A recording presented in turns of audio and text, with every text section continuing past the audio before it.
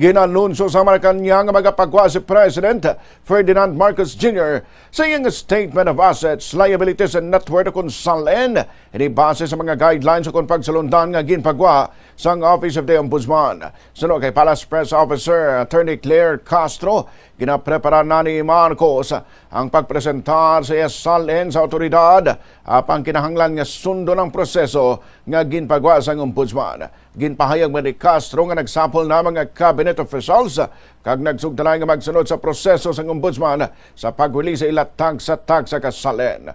Matandaan nga una ng ginpahayag ni Executive Secretary Lucas Bersamin nga dapat lamang isa publiko ang SALN sa mga opisyal sa gobyerno kung mayara sang lehitimo nga rason.